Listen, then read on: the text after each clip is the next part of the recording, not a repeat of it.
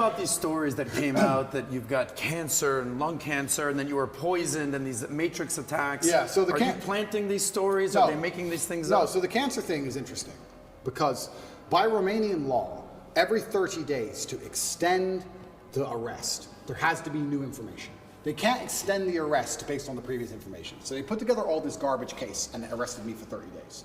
To keep me another 30 days, they have to find something during that 30-day arrest period to keep me for the second month. But of course, there's nothing to find.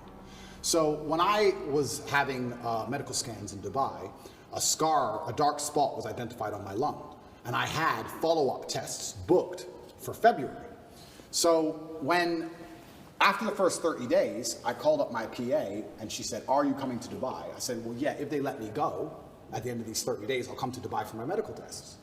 They took that conversation and shown it and used it in court, saying I'm trying to flee the country and trying to escape the judicial system as motivation for the second month's arrest. And the judge agreed and locked me in jail because I said that I would go to a medical appointment if I was free. And they used that as proof I'm trying to run, because they had nothing else, and the judge agreed it for some reason and kept me in jail. Then everything in Romania leaks. So it leaked that I had this medical thing in Dubai, I had a problem with my lungs, and then there's a hospital here, and I decided to go to the hospital here and have it looked at, because although I was not concerned, I thought, you know what, although it's difficult to do procedures in jail, I have time for once in my life. So I decided to go to the hospital here in Romania, and Romania does have some private healthcare, which is actually very high quality. It's not as poor as people think it is. And I went to a private hospital, and I knew it wasn't cancer. I knew it wasn't. I sat down with the doctor and said, "We're really concerned about this dark spot in your lung." I said, "It's not cancer." He said, "How do you know?" I said, "That's just not my life path. It's not my story." You told him that? Yeah. The doctor was like, "Okay, but we have to investigate." I said, "We can investigate, but it's just not my story. It's not cancer. I have 0%. When BBC came, did you have guys like watching every move they were making? You had to almost feel like one-on-one, right? Somebody's watching everything they're doing. Everything. You have to do it, right? You can't be, you have to be overly paranoid and skeptical with these guys. If they guys. want to hear about, Ricky Tang's crime lord, if they want to hear more about the crime syndicate in Hong Kong, I can tell them all about it, because Carter Lee is going to get it under control.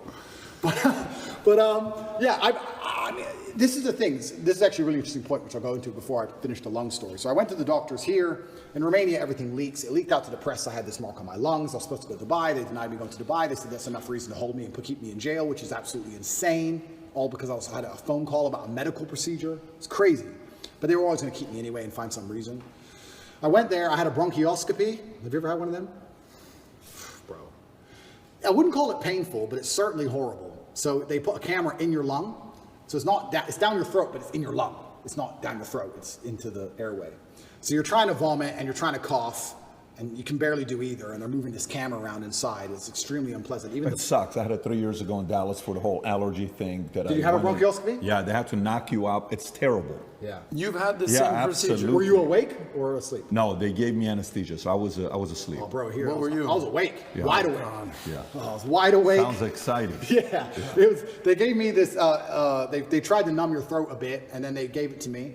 And the doctors all around me. It's kind of interesting because when something is in your mouth and you're choking, you want to grab it, right? So you're on a chair and you're like tied to the chair, so you can't move your hands. So you're like tied to the chair and you're like this, and they put this thing down your throat, this camera, and you're trying to vomit and you're trying to cough, but they can't move the camera when you're coughing.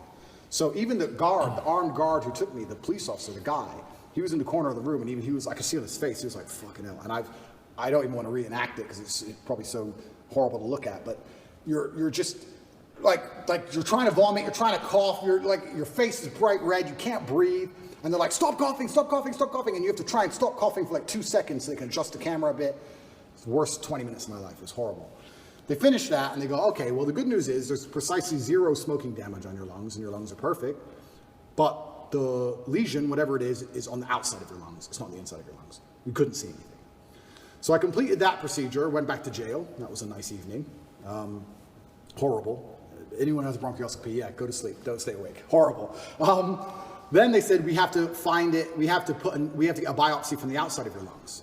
So we have to put a needle through your back, a needle like this long, through your back, through your rib cage, to your lung, a CT guided biopsy it's called, and take a piece of it and then pull the needle back out and then do a biopsy on the piece. Now, they're like, "This is an operation. Do you want to have it while you're in jail?" Because the bronchioscopy wasn't much to recover from. I had a really sore throat, whatever. but this is an operation. Do you want to have it while you're in jail? And I was like, well, why not? I'm in jail. I have time. I can't recover, but I have time. So I went for my CT guided biopsy. They put you on your front. They show you the needle. It's like this long. And then they stick it in you, and then they scan you with the biopsy, and they try and see where the mark is, and they adjust the needle, and they scan it. It's like 30 minutes of them shoving this needle in you, trying to get to the right point. And eventually they did the biopsy, and they said, yeah, it's benign. Some lesion I might have had from when I had pneumonia when I was a kid or something. It's benign. And as I told you, I knew that cancer wasn't my life path. I knew it wasn't. But obviously rumors spread like wildfire. Wildfire. Everybody in the States. Especially because I smoke. Tate's got Especially because I smoke all the time. Right. But it was actually very refreshing to hear. I have zero smoking damage on my lungs. Zero. I was like, there's zero? I mean, I'll accept a little bit. I'll take a little bit. But I think it's because I train every single day.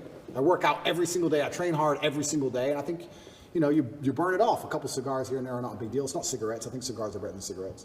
I also believe nicotine is a super drug, so I'm not going to stop. I think nicotine and caffeine. A super drug? 100%. What does that mean? Nicotine and caffeine are what I run on. 100, that's all I run on. Coffee's for closers, bro. Tell him. 10 I'm the only one that drinks coffee between the two of us. Oh, really? By the way, you know who talked about nicotine? Tucker Carlson talked about nicotine, right? Have you seen that when he talks about nicotine, where he starts his day off with nicotine? Fire, 100%. Fire blood. I have about 10 to 15 cups of coffee a day and 2 or 3 cigars a day, and I only eat once a day. And it's funny because people look at my 10 to 15 cups of coffee a day minimum. Wow.